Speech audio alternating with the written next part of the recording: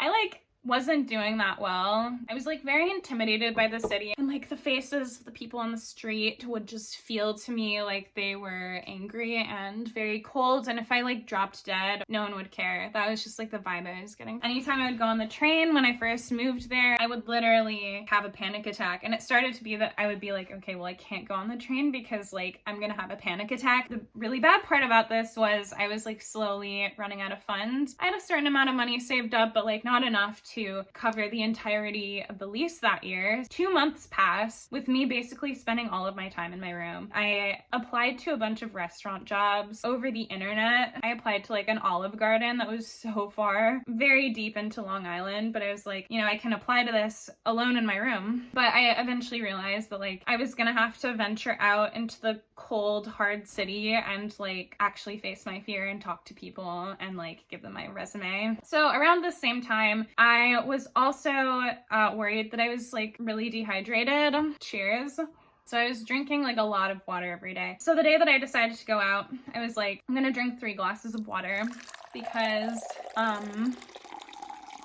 I have to. I had my 3 glasses of water. I put on my shoes and I'm like, I can't make myself go outside. I'm like, you know what would be so fun and also like utilitarian is if I also took like 3 shots of vodka before I left. Maybe it was just 2. It might have just been 2 because with 3 shots of vodka, I feel like I might have like been actually drunk. I go to the bottle of Crystal Palace because for some reason I thought it was so funny to just like have a bottle of the cheapest vodka around at all times. It was an aesthetic choice. So I went to the Crystal Palace bottle and I poured it into my toilet mug, which was customary for me at the time. And I had like 2 to 3 shots and I was like, okay, I actually don't feel more ready to go out there, but I guess it's now or never. And so I go outside. I don't even have a game plan at this point. I'm just gonna walk down the street and any restaurant I come across, I'm gonna go in and give them my resume. So I'm walking for like 15 minutes and I do not come across one restaurant. And I'm like, wow, this is taking a really long time. And I also am kind of starting to have to pee. I continue along and I reach the main street of the neighborhood I was living in. And this I knew had a bunch of restaurants on it and like coffee shops and stuff like that. And I come across this restaurant. It's a Mexican restaurant. I go in there and I'm like, hey, I brought my resume. Are you guys hiring? And he's like, yeah, I think we are. I'll just like take this into the back. I really intended to ask to use the bathroom, but like he was walking away before I could even get the chance. And I probably wouldn't have even asked to begin with because like I just was like, I don't know. I didn't know how to ask. So I leave this restaurant and I continue up the street. After like not even a block, I like have to sit down on the ground to hold my pee in. Here's the thing about New York, like London is a great city for publicly urinating in. Like during the time that I studied abroad there, I publicly urinated in London probably like 70 times and I had a list of them all on my phone, all of the locations where I'd publicly urinated. But New York is not nearly as easy to publicly urinate in because the streets are wider, there are less like hiding places, and like I just feel like it's better lit because they're like trying to be tough on crime or whatever.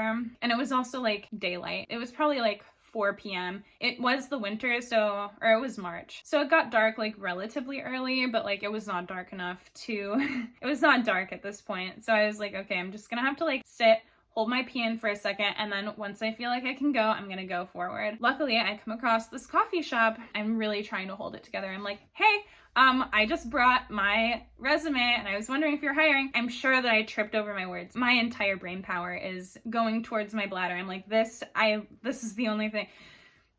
And so the guy is like, oh my God, yeah, of course. Like, we just hired someone, but like, I will make sure that you're the next person that we call. And then he was like, do you want like a free coffee? And I was like, yeah, of course. He's like, do you want small, medium, or large? And I was like, large, of course.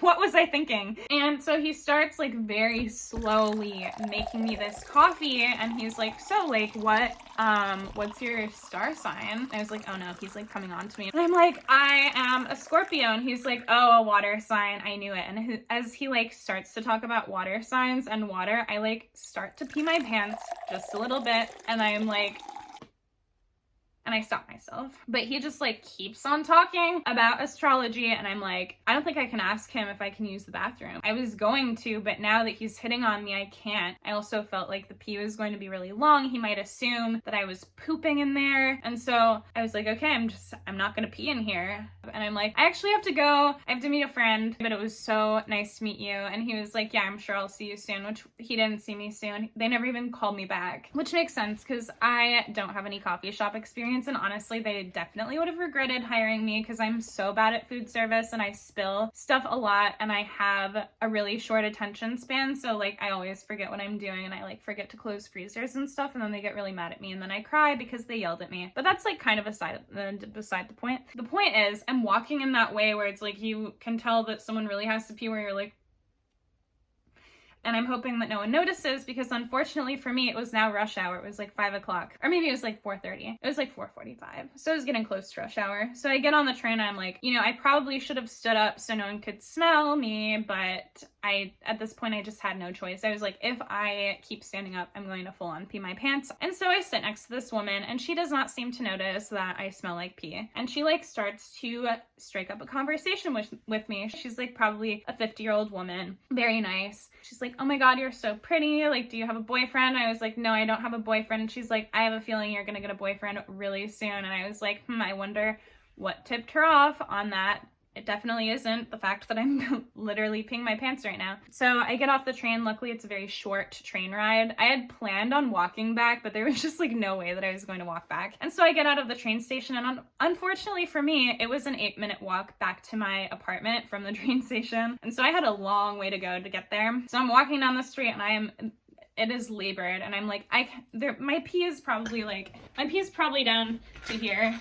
Like at this point, it is full on rush hour. People are coming out of their 5 o'clock jobs. Like they're coming home. Like there are a bunch of people on the street, and I'm like, I hope that they can't tell. And like as I'm walking down the street, I get a phone call from the guy who would later become my boss, and he's like, hey, it's XYZ from Mexican restaurant and we wanted to arrange an interview with you. And I was like, okay, for sure. And I'm like arranging an interview, but because I have to like focus on this conversation, because it's like, it's imperative that I get this money, my brain power leaves my bladder, it goes to my brain instead. The floodgates open. I literally start full on peeing my pants as I'm talking on the phone with my future boss.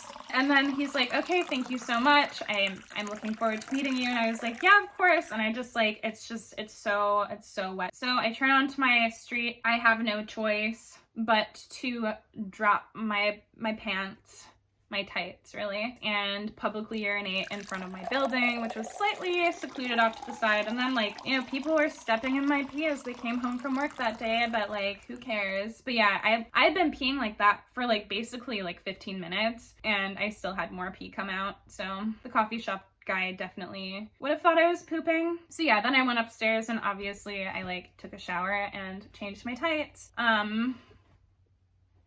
But yeah, that's the story of how I got my first job in New York.